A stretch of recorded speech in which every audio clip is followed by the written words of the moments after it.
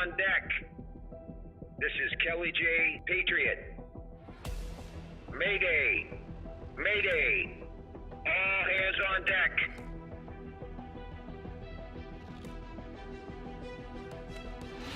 Wake up, America.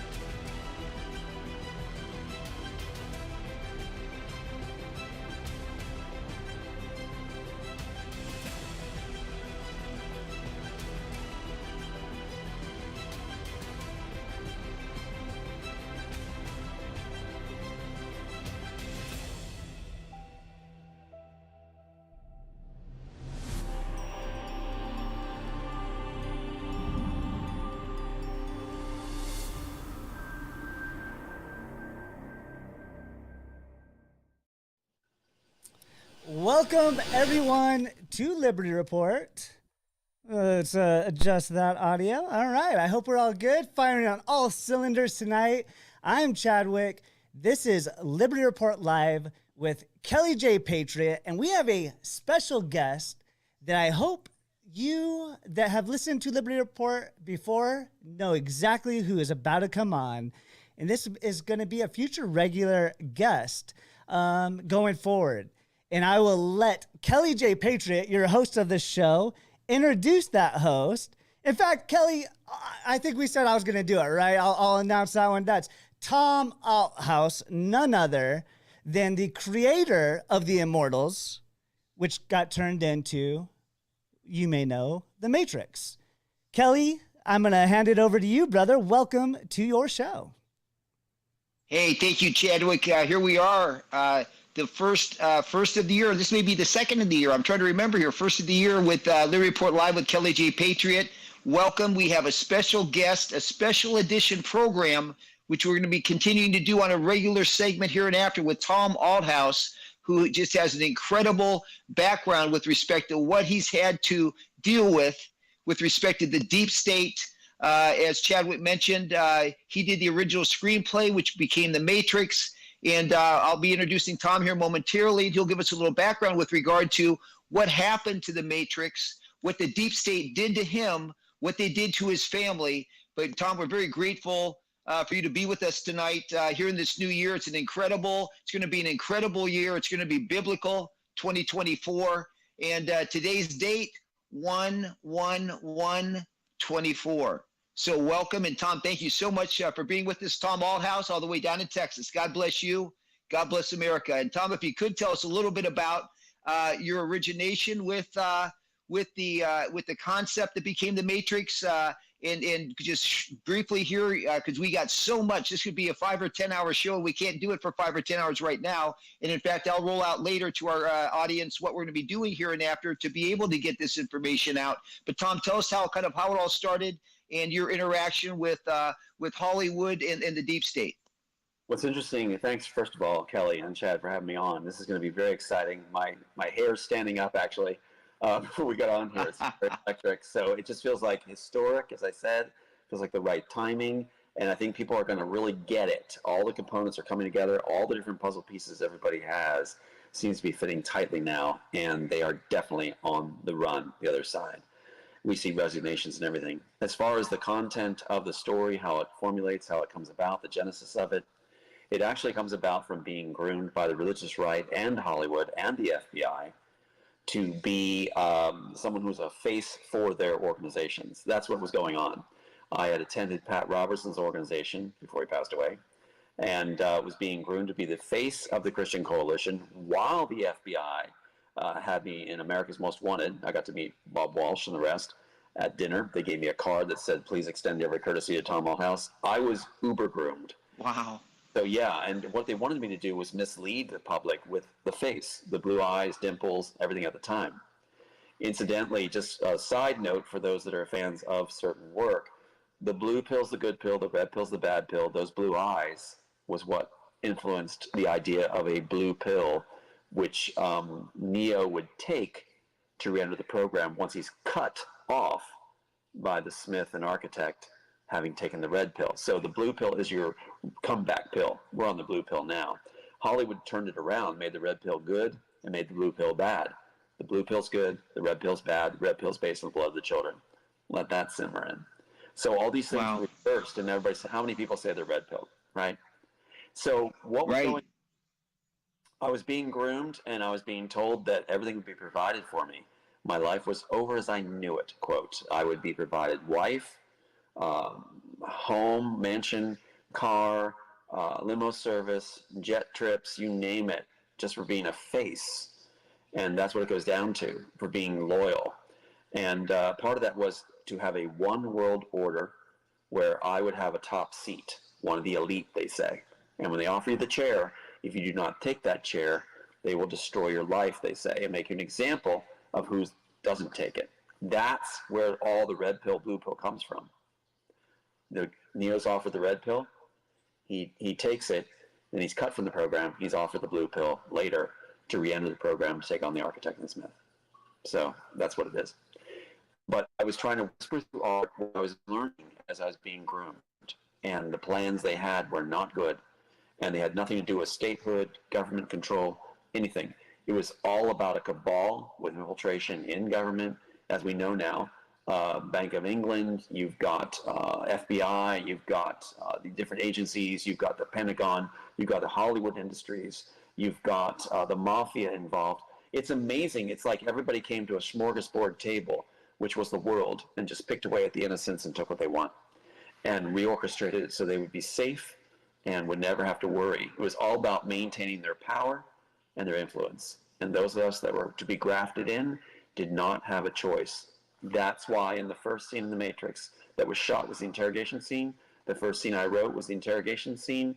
And in that, Neo is told that he, in the original, in the one I have right here, in the original, which is 1998 version, he's told he doesn't have a choice. He joins the program or he and his family die. It's the red pill or it's the highway. So I think people need to realize when they say they're red pilled, that is the Hollywood pill. Well, it's kind of been like opposite day and Groundhog Day for a long time. So it's the whole reality and our perception of reality.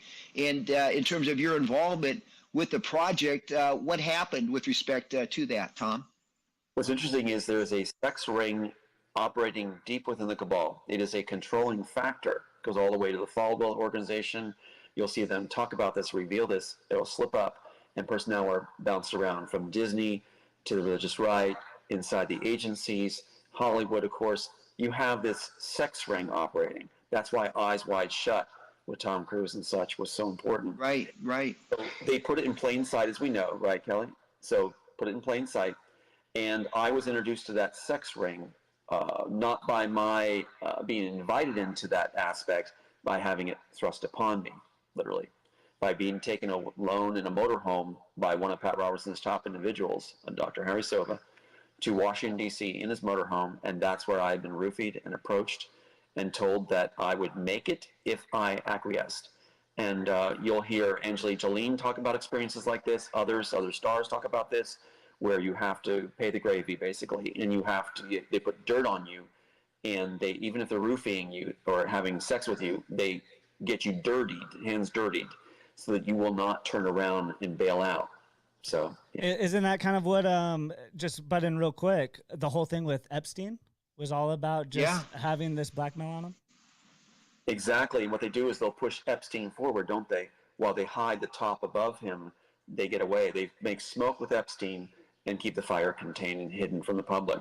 Same thing with Mike Lang of Disney. What they did was they revealed Harvey Weinstein, but Mike Lang of Disney is the real architect, along with some of the Warner Brothers players that made this all happen in the cabal. And so they reveal one of their underlings. And incidentally, Mike Lang at Disney was actually replaced by Harvey Weinstein at Miramax Films and Film Tracks, which was the library of Disney of films they wanted to take and own. Mike Lang was in charge of the strategy for acquisition of intellectual property, how to steal it, under Michael Eisner. Harvey Weinstein was under him. So when I was first coming forward Mike Lang resigned immediately, along with Joel Silver from Warner Brothers, who are both main players in this. Harvey Weinstein replaced him in the library of Disney Miramax films. And we all know about Harvey Weinstein, much like Epstein. That's Same right. kind of character. That's right, Kelly. Now, how many know about Mike Lang? See, Harvey Weinstein is brought forward, so Mike Lang disappears.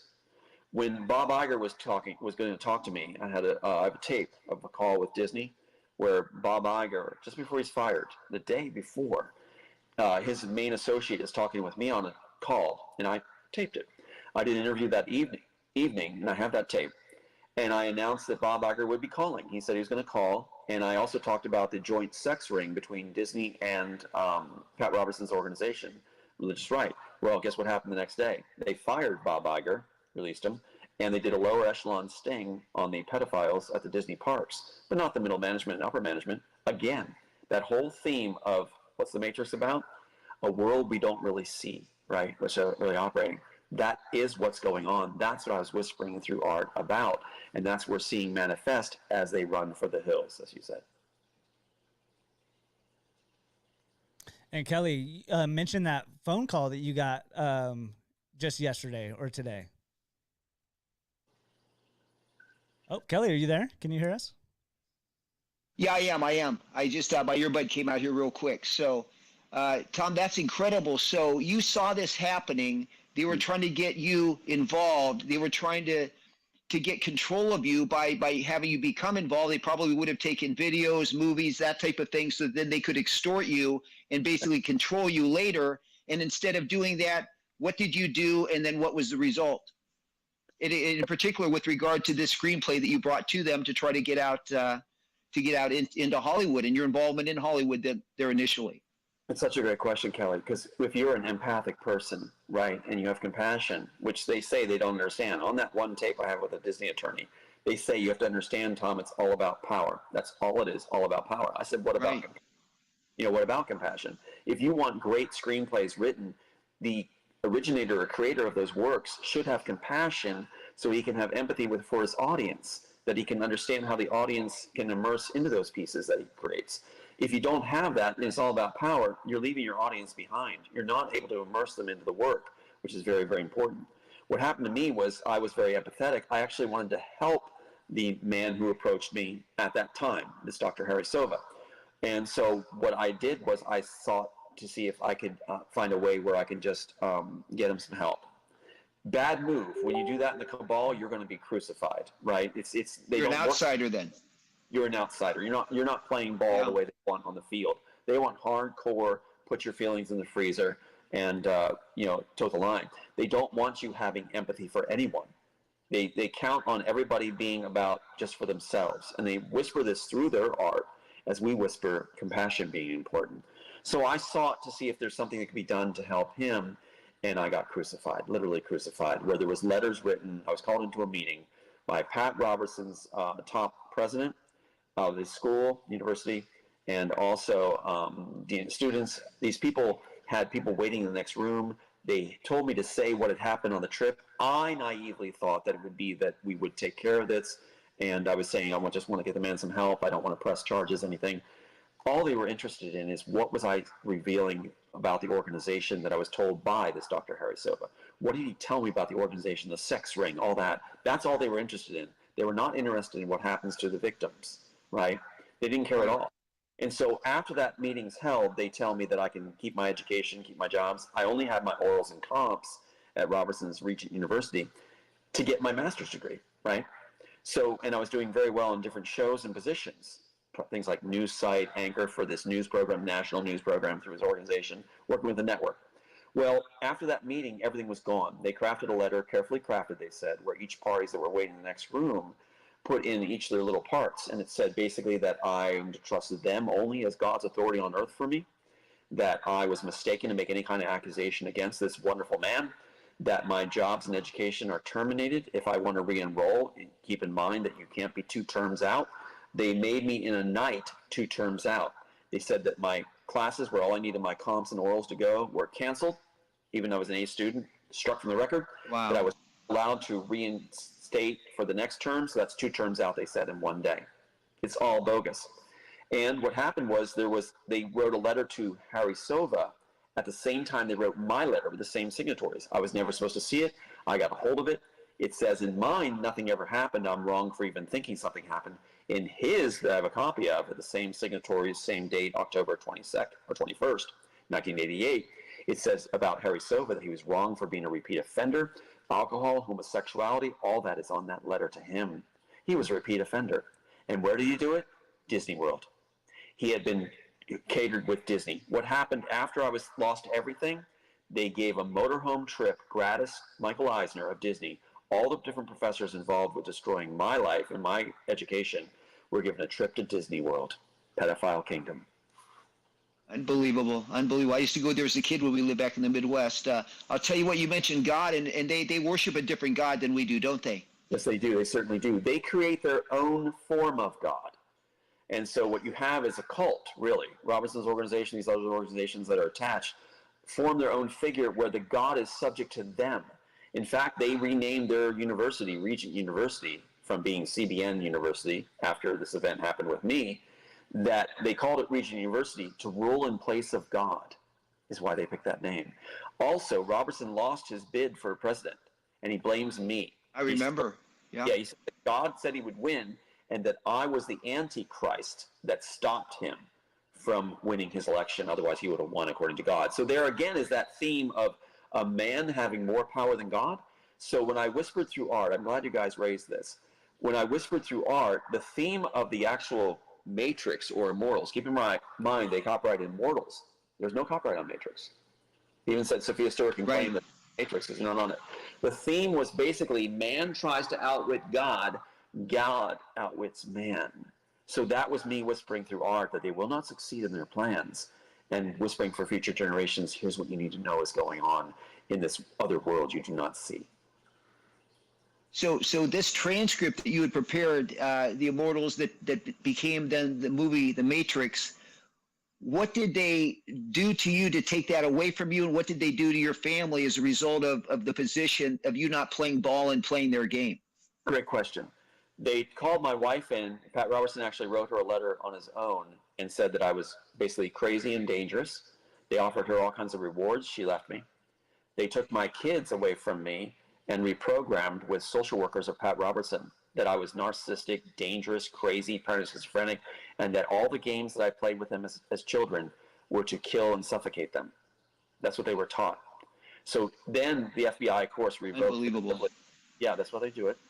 And what happened too was at the same time, this just came to me, the same time that this is being pitched to Bonaventura in New York in 1993, June 1993, is when a trial is going on with the Pat Robertson situation with the school, with me being thrown out.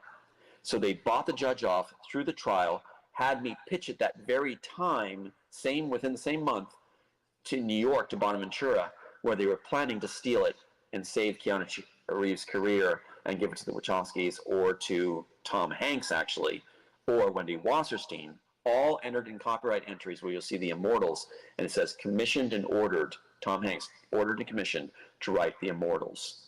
And you'll see Wendy Wasserstein, who is the playwright for Heidi Chronicles, the famous Jewish playwright, also an entry where she's entered as or commissioned by Warner Brothers and HBO to write the Immortals. See that?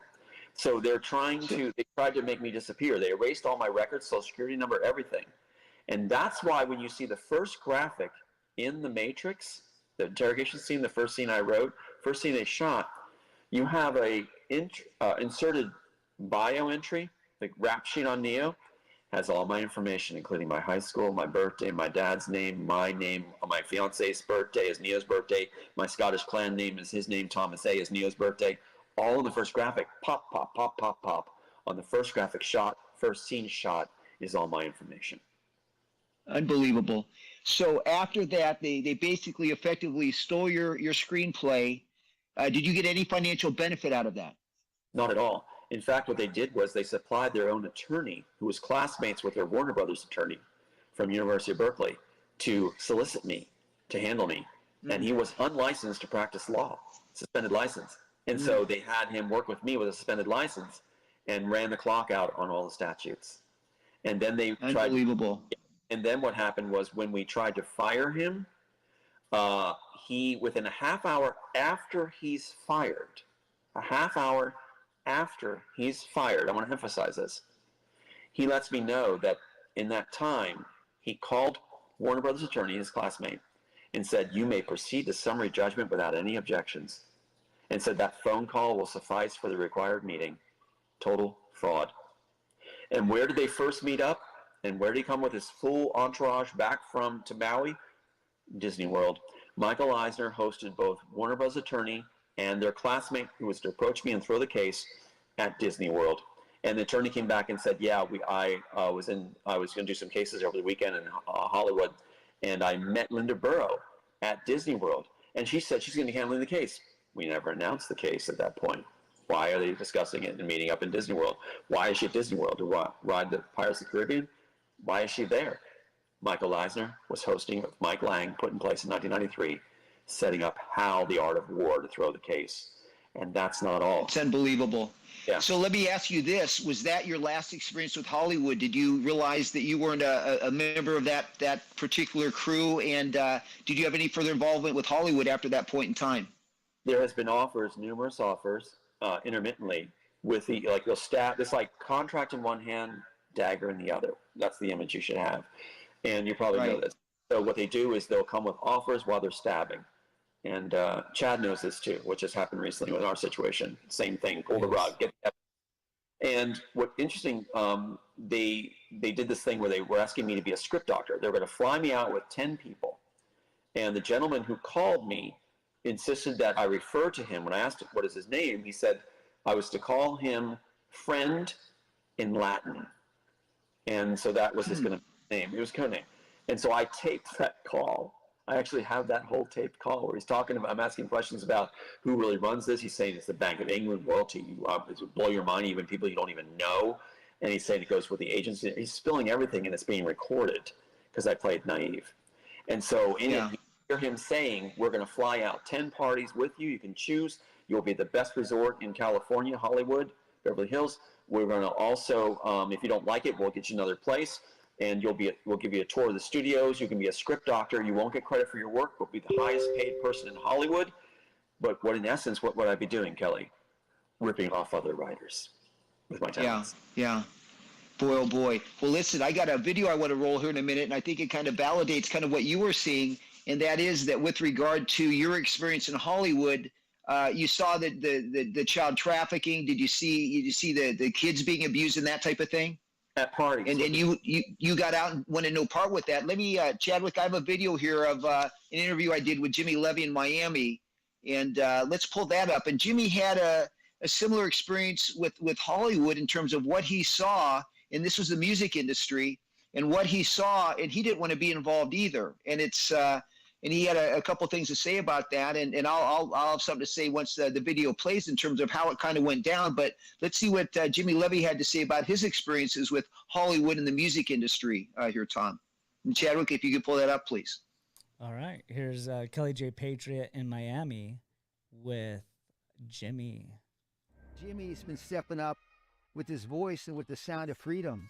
And so everybody can do something. Jimmy, how do you get involved in the fight? I realized that the industry I was in was very dark and wasn't helping the awakening that was happening around the world. It was actually hiding people from seeing the truth, all while pushing demonic agendas on the children, and I couldn't be around it anymore. So I started speaking out and, started waking up to what was going on. Being in the music industry, a lot of children that I grew up with too also faced horrible things happen in the industry.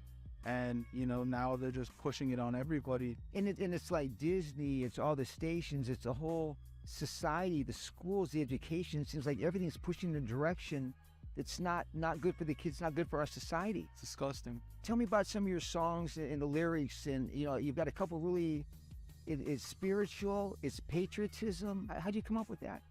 Well, this is a war. I was just listing out the things that there's a war on. Jimmy's been stepping up. All right, Kelly. Good job. That was with Jimmy Levy there in Miami.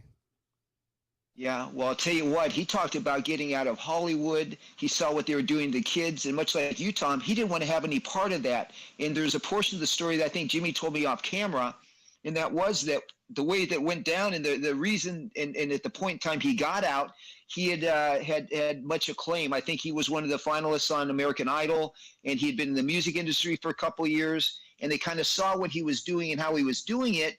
And once again, if they want you on their team, they'll kind of prep you. They'll try to get you. They'll try to somehow get you involved with these evil forces. They'll try to record you. They'll try to basically entrap you so they can control you. And so as they were trying to kind of do that to Jimmy, and they were offering him a big contract, what happened to him was, I think it was a $1 or $2 million contract. And in that contract, they expressly stated he could not mention God or Jesus. And after what he had seen, what they were doing and how they were doing it, and then they gave him this lucrative contract, but they had those stipulations. He said if he can't talk about his God or Jesus, he wanted no part of Hollywood, and that's when he got out. And he started doing more spiritual, patriotic type music, and music that was uplifting, and he didn't want to get into all the demonic and be in that system. So it wasn't worth it. And what did you find out, Tom, from your experience in Hollywood and what they did to you with respect to the script there? What then happened to your family as a fallout from your experience in Hollywood? What's really amazing is they actually have a whole playbook basically involved where if you are tagged to be played, like they played me after I pitched the screenplay, had a successful pitch to him, and Bonaventura is saying we're making it. He still claims he's discovered and shepherded the Matrix story, right? And so what happened was they provided me my own wife. And this is how Hollywood does it. They do it like they're casting a show. It's like Total Recall. And so what happens is this woman comes along who I did not realize had a criminal record, had been an ex-con, been in jail for prostitution. I didn't know that. So my son, Aiden, is a byproduct, a sweet, amazing, gifted kid, 17 now, who survived all this hell. And his mom has nothing to do with him because he was a byproduct of her job, applied by Mike Lang of Disney, Harvey Weinstein's boss. In fact, she went back to Mike Lang after throwing my case. So she has access to all the evidence and everything, working with the attorney who was provided with the unlicensed status. Well, that attorney was her landlord on Maui, sex for trade, until she was with me. It's like Game of Thrones, Tyrion Lannister, right? Where Jaime provides the woman and it turns out to be a prostitute. And so it's supposed to break you. So on my birthday, July 2nd, after the case is totally thrown in 2016, Aiden and I find out that mom's not showing up. Where is she? She's supposed to join us. Well, we find emails that she forgot to strike on her site, all from Mike Lang, Z at Zion, Mike Lang, his email address, where he's taken her around, gave her a total makeover. On my birthday, says, please move in with me for 60 days to his mistress pad, Spokane, Washington, playground in Hollywood. Mike Lang. So she went back to him, had a total makeover and everything after the case was thrown. Her job was done. And so that's what they do, is they'll actually orchestrate your family life and how it put friends in your place. Chad knows this too, what happened recently with us. And so they'll play like, we love you. Oh my gosh, we want to be with you, want to help you. I'm getting call after call now on my phone from the girl who actually was orchestrating the connection with Bonaventura, whose father-in-law was Lenny Coco, Bonaventura's best friend, who had me pitch the full screenplay to Bonaventura, who was attending classes, this Nadia Centino, at Robertson's organization. It's the art of war. A very simple, like beautiful mind. If you put strings on the board, they simply connect in amazing ways. The handoff attorneys that were supposed to throw our case after Rankin was fired, their paralegal was Miriam Espinoza, who is related to Lenny Coco. So we pitched this thing in '93 to Bonaventura through Lenny Coco, best friends of Bonaventura. Later, we're having our case thrown in 2014 by his relative out at Pasadena, who, get this, Ralph Rios and Associates, Miriam Espinoza. Ralph Rios supplies his nephew or whatever, Jacob Rios, to marry my daughter in 2014 while the case is being thrown. So my daughter is sleeping with the enemy and has totally estranged herself from me. The little girl in the Matrix has cut her daddy off completely. Wow. She's married to the enemy, brought in at that time. They play it like an organ, Kelly, as you know. And so that's how what a tangled web. What a tangled web. And as part of that, they're trying to destroy families. They're trying to take fathers out of families. They're trying to kill kids. They're trying to abort kids. They're trying to transgender. It's just, they're just trying to destroy our society is kind of what I'm seeing. You're right. Now, if we weaken us, divide us.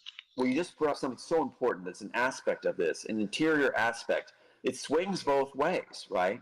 as they play this Cabal playbook game, right? And they call it a chess game. That's what on tape you'll hear the Disney contact attorney saying. It's a chess game. You've won the chess game, Tom. Why? How? Because you did interviews. You put word out. You were supposed to be silent. You didn't. Here's what's interesting. The honeypot wife suddenly liked the author. So she told us that Aiden and I both, as a young boy, he was 8 years old at the time, that she wanted to be with us. And she warned us, you'll never be accepted by Hollywood. They'll never stop unless you accept the laws of nature. Guess what that is? The laws of nature she described to us is the strong eat the weak. The weak are food for the strong. She said, Tom, unless you get over this and stop trying to help everybody, you'll never have your rights returned. You'll never be restored in Hollywood. You've got to do this. She said this, weeping, because she suddenly felt she wanted to be with us at this one aspect, this one point, before she's reeled back in. She said she would be replaced by a beautiful starlet if I was brought in, and wanted me to promise that when the Cabal brings me in, that I will not cut her off. The woman that played me. Isn't that amazing? To them, it's all power individually played. Isn't that amazing? She had this book called, the only book she downloaded was the 48 Ways of Power, or whatever it is. Only book she downloaded, which was all about play both thrones, right? Play both thrones, and then you pick the winning side, but make sure you finish off completely the losing throne, and that way you come up as the winner every time by playing both sides, pretending to be devout to each one totally. That's the 48 laws of power. It's just a game. It's just a game, and they're heartless, and they don't care about you. They just want to get a result, and they use people, obviously.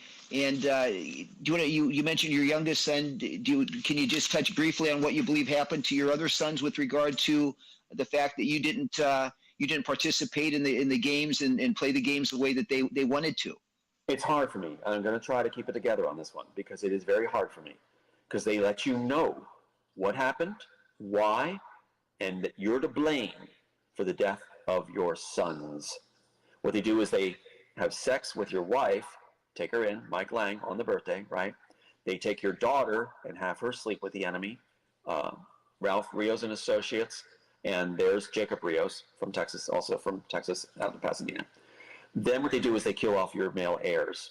Think of it. It's caveman. What they're doing is they're killing off your male heirs. They leave your last one alive. In my case, 3, 1 left, because on tape, the Disney attorney says they know you're concerned for your last son's safety. It's supposed to keep me from talking, see? Aiden, at 8 years old. They think they can control you. They think they can control you at that point. To zip your lip, shut you up. They don't want anybody to realize that I wrote the Matrix story, the Immortals, even though they put all that stuff in there and more in the first graphics and those other graphics, which I think Chad knows about. And so what's interesting is they try to get you to come on board, but they tell you this phrase, there's plenty of other stories in you. Let it go. See? Now what's interesting, I was told how my sons were killed, and get this. First of all, my first son, hard for me, I'm going to keep it together, because I got to get this job done. That's what you find yourself facing this, where you're just like, and they'll accuse you of having no feelings for your dead sons. They'll accuse you of that while you're trying to keep it together. And in fact, I have Sophia Stewart on tape, who was supposed to handle me, mocking, shouting, claiming that I killed my sons because I was part of a cult because of Robertson's group. And that's what they do. They blame you. They try to get you to turn on yourself and end yourself. Kirk was killed at the Shallows on a lap pool on a military base in Japan. You can look it up, Kirk Daniel Althouse. Now, they're saying he never existed. Look up Kirk Althouse on the Japanese military base drowning, and you'll see it. And I heard he was an expert. I heard he was an expert swimmer. Expert swimmer and diver. He was like 26 years old, expert swimmer diver, and had come to me and told me about this Pat Roberts. Thanks for bringing that up. Pat Robertson's organization. Fill that blank in. That he had told me what happened with Robertson's social workers and all that stuff. He finally opened up, and that's a death sentence. He's never supposed to talk. He was told he's never supposed to tell his dad. So after telling me all that on Maui, he goes to Japan, and he is executed Masonic style. And they told me, if you betray the Masons, you have an oath you recite. And it says basically this, I will die in the shallows, disemboweled, a cable's length from shore. So Kirk was killed in the shallows on a military base, courtesy of the Pentagon in Japan. Now, what about Sean? Incredible. You can see me trying to keep it together. This is never going to go away. It's never going to go away, right? But I'm doing this in the memory of, in their memory. That's why whenever someone tries to shout down all this evidence and everything, I will still stand strong, firm, and see this through and appreciate those like you and Chad that are seeing this through with me, very much so. And I even said, if I'm played 10 times and one time it's true people, it's worth being played 10 times for the one time that it's true people. We'll get the word out, right? And that's how I view it. And that's what I hope. God bless you, Tom. Absolutely. But Sean was killed X-Files style. Get this. He was killed right after there was a hit put on me by Joel Silver in Canada, where they're doing Altered Carbon, which is about the rich people having immortality that poor uses pawns. That is the exact premise I told them at my deposition. Joel Silver heard me say that at my deposition. So he does Altered Carbon, produces it, does a hit and run on me on Canada, misses. But I didn't wear a bike helmet, so I saw the car coming up from behind. It was a SUV. It was a Mazda, the owl symbol, Mazda SV5. Right. With a front perfect grille, and it came at me from behind and curved right on me. I got knocked to the ground. It sped away, and when it missed, Joel Silver resigned as producer of Altered Carbon in Canada with Trudeau's administration, and we got on a phone call with Sean. So Ada and I are on the phone with Sean from Canada, where the honeypot wife sent us to wait for her, and she didn't show up, of course. And on that call, Sean's saying, "I'm proud of you, Dad. Be safe on the roads," right? Keep that phrase in mind. Keep safe on the roads, Dad. Yeah. And that him and Aiden were going to make the film in the future. God bless him. What happened the next day? He was murdered on the highways. Now, keep in mind, he just said to me, "Dad, be safe on the highways," because his dad was almost killed in a hit and run. So what were the chances of his SUV being dented in by a snowplow on the passenger side and instantly killed? How is he instantly killed in Montgomery County, one of the most corrupt police organizations on the face of the planet? Because the FBI works the police. And that's a whole topic we can talk another time about. Yeah. And the FBI had certain police people work as assassins. It's unbelievable. So Sean was killed X-Files style. And you look at the picture, finally you see it, it's only a small dent in the passenger side. How is he instantly killed? I never got to see their bodies. They were cremated just like the screenplay here, where the bodies are cremated. Neo never gets to see them. Yeah. Incredible. Well, I'll tell you what, Tom, what the government, the deep state, these elitists that are trying to control the world, what they've done to us, we're certainly not going to forget that. And you're stepping up, we're stepping up. I think our whole society, all the people that have their eyes and ears open, all people that love the Lord, don't want this to continue. And I think things are changing. And this year's going to be a really big year. And I know that you're stepping up. We're taking action. There's a big border convoy coming up. They're attacking Trump. That's not working. The Epstein tapes are coming out. It's a lot of just a lot of chaos and destruction, and they're just trying to distract us and confuse us because they don't want us to see the truth and the true reality. And I'll tell you what, I look forward to continuing to have these discussions. We're going to have talk a little bit more. I'm going to go back to the second clip with Jimmy Levy, because Jimmy talked about he saw what they were doing. You've experienced what they've done. They've done it to you and your family. And we're not just going to sit here and watch it. And, this year I think is going to be monumental. What do you expect to see rolling out this year with respect to what's happened? You've seen it from a very unique perspective. What do you see happening coming up in 2024? And what can we do to put us in a better place? I see a good legal team stepping forward and seeing the fraud and everything that happened in this particular case, that name credit might be restored, that we have influence. They're afraid of our influence. I also see Trump winning. I see that what's going to happen is Roseanne Barr actually called me from the Trump rally, and she called me and said, your story is heartbreaking. It's the greatest story. It was very complimentary of her. She said she watched every single interview, believe it or not. And so I told her about what's going on with Congress, where they had a congressman who was a lifelong FBI congressman, whose name is Brian Fitzpatrick, right? Who actually just happened to become Pennsylvania congressman. So you have a lifelong FBI operative, he says himself, being a congressman who then ends up second chair on the Ways and Means Committee, which is the oversight for the agencies. See the picture? So I told her what was going on. I said, what's happening is the Pentagon and the 17 agencies are thumbing their nose at congressional oversight. And what needs to be is it needs to be restored. But first of all, Fitzpatrick needs to be removed. I see that happening. Once their stooge in Congress, who's a lifelong FBI operative, is removed, he calls himself a nonpartisan. Of course, he's working for the FBI. And he's supposed to block all oversight. You're going to see oversight restored over the Pentagon, the agencies, with the Holman Rule. The Holman Rule, and I told Roseanne Barr this too, and she said she would pass it on. She was calling from Trump's house. So what's going to happen is the Holman Rule is going to be given teeth again, and you're going to see the Pentagon sitting on,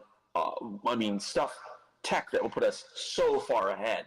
They've been feeding companies like Boeing and stuff like that rather than showing the Congress what we have. So you're going to see a checks and balance restored to our great country, and we're going to stop being the bullies on the block, like Pentagon actually controls Ukraine. So what we're going to see is we're going to stop being the bullies. Congress will have oversight. You're going to see a tech release that's unbelievable that's been there. You're going to see law start to be reinstated where a child can argue their case. And you're also going to see back cases brought forward because of all the fraud and gamemanship that was done over the years, especially in the arena of intellectual property. So we'll get our country back. Good. Happening. We're not going to let up. And they said, remember I said that on that tape from Disney, they said you won the chess game because I spoke out, right? Well, Here we are, all of us together, more and more people coming together. Roseanne's calling from the Trump rally. It's all coming together. We are not the scattered flock anymore. We are a remnant coming together. Exactly what the code in the immortal story was. Bring them together. Absolutely. Absolutely. I think now is the time, Tom. If not us, who? And if not now, when? It's gone on long enough. And like I said earlier, it's been like opposite day and Groundhog Day for about 3 years now. It's gone on for too long. And I think the truth is finally coming out. And I think enough people want to know the truth. And we're tired of living in this false reality. And let's see, Chad, if you have Jimmy's comments about kind of what he sees about people going forward and what people can do and needing to open their eyes and that kind of thing. And this, once again, is Jimmy Levy from Miami. Yes, I'll play that right now. This is our second clip of Jimmy Levy. It's a 40-second clip. And quick reminder to everyone that's tuning in live, I appreciate you. Please go ahead and share this out and give it a thumbs up. Let's get to Jimmy Levy. You know, there's more of us than there are of them, but there's folks that are timid. They don't know what's going on. They don't want to get involved. What do you have to say to folks that are like on the sidelines? What can you do to encourage your fans or Americans or people that care about the country, care about children? What do you have for those people? We're at a point that we all have to be bold and brave right now, bold like a lion. We can't be cowards because at this point in time, with everything that we have been shown, everything that God has given us the eyes to see, if we're not speaking up on what's wrong and using our everyday encounters to wake people up and teach people about God and the spiritual war that's going on to the ones that are asleep, then we are complicit, and we can't be complicit. You know, there's more of us than there are of them, but there's folks that are timid. They don't know what's going on. They don't want to get involved. What do you have to say to folks that are like on the sidelines? What can you do to encourage your fans or Americans or people that care about the country, care about children? What do you have for those people? We're at a point that we all have to be bold and brave right now, bold like a lion. We can't be cowards because at this point in time, with everything that we have been shown, everything that God has given us the eyes to see, if we're not speaking up on what's wrong and using our everyday encounters to wake people up and teach people about God and the spiritual war that's going on to the ones that are asleep, then we are complicit, and we can't be complicit. Ooh, my apologies. I let that go on loop, so you got to hear it twice. But bold like a lion, baby. I like it. Back to you, Kelly. That kind of stood out. And also, at this point in time, we need to open our eyes, open our ears. And if you don't do something, if you don't stand up for the Constitution, for the rights of children, and for life and love and that type of thing, then you're complicit in all the evil that's going on in our world. And I know, Tom, that we don't want to do that. And, we're in a spiritual war really at this point in time. And I got to give a shout out to our Orange County friend, Nicole Negrady. Had a chance to interview her in Phoenix. We also saw Roseanne. We saw Roseanne out in Phoenix, too, at AmFest. It was great seeing her speak, and she got interviewed in the media room where we were. And but Nicole Negrady and her great song, modern day holy war. And I got to give a shout out to Nicole. We played her song on a couple segments, and God bless her and everybody.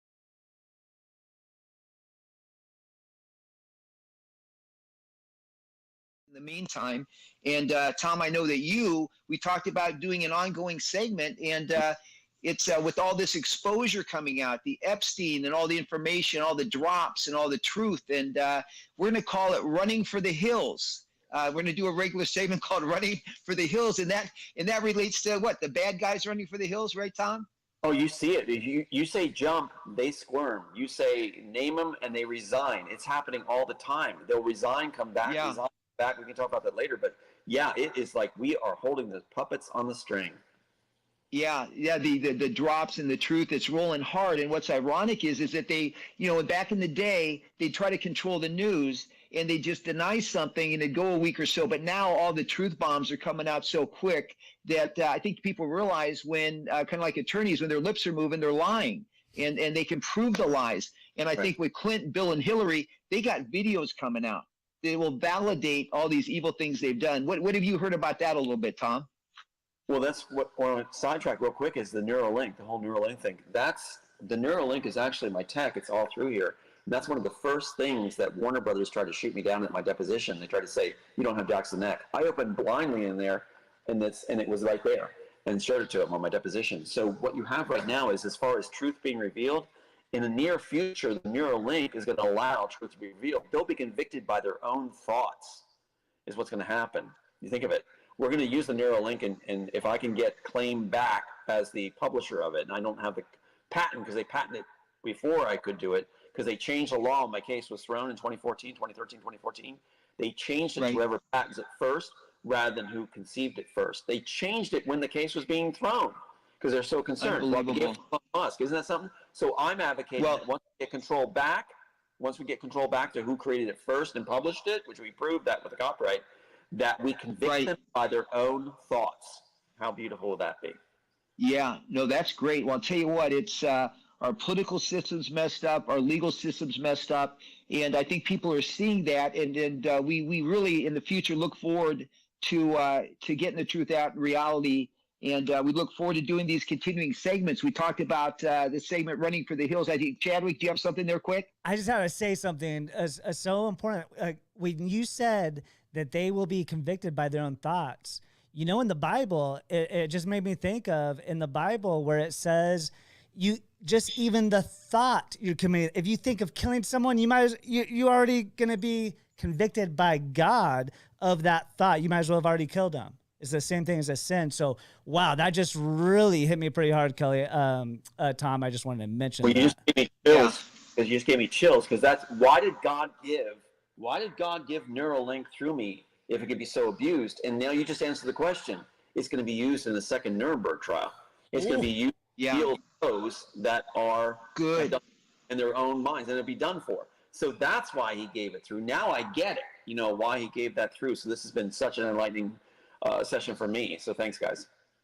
Yeah, well, I appreciate it. Well, Tom, there's so much. Like I said, we could do 5, 10, 15, 20 hours here. There's so many things. So we'll be back. We'll have you back in the future here on The Report Live with Kelly J. Patriot. And we'll do, I want to do a special segment. You're a special guest. And I want to touch also briefly on some of these other movie scripts that you have too, in addition to the Immortals that became the Matrix. But what we talked about, we want to do this ongoing segments with regard to Running for the Hills. And each time what we're going to do is we're going to have a little rabbit hole. There's so many topics, so many things we want to get into. So we'll have a rabbit hole kind of topic discussion each time with respect to kind of compartmentalizing some of these issues and topics out there. But can you just roll out in advance a little bit about, some of these other concepts and screenplays and all that you have as a follow-up to the Immortals, which became the Matrix? What's so interesting is with your question there, it's a twofold answer. I always say a good question prompts more questions. And it's like what you have here is all the different versions the different studios had takes on the original work is one topic right there. When you look at all the different takes they did and the different people and their viewpoints, how they spun it off the original work, which was supposed to spark creative thought universally and bring audiences together. And then they each wanted to do their own thing off it, including the defendants. And then I can share some basic things. I'm planning on working on things later, but yeah, there's some concepts here that are the next step to the Matrix idea, which is actually, keep in mind, Warner Brothers copyrighting the Immortals title, never copyrighted Matrix. Right. Yeah.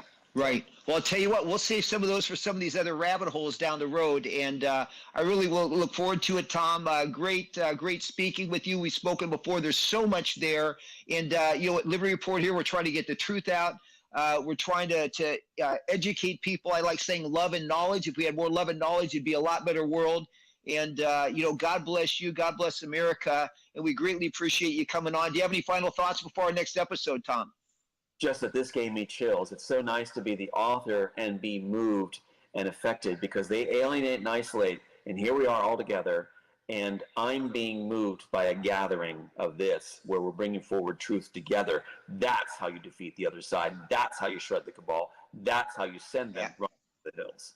So thank you. Absolutely. There's more of us, there's more of them, and we just need to be the no longer the silent majority. We need to step up and stand up. And as it says in the intro, Mayday, Mayday, stand up America. And now's that time. So on behalf of Kelly J. Patriot, Chadwick, and Tom, thank you so much for being with us. I can't wait to get together again.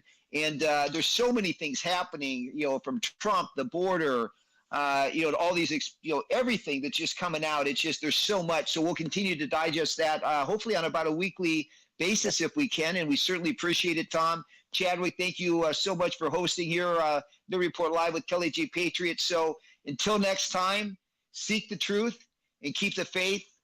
God bless you and God bless America. Until next time.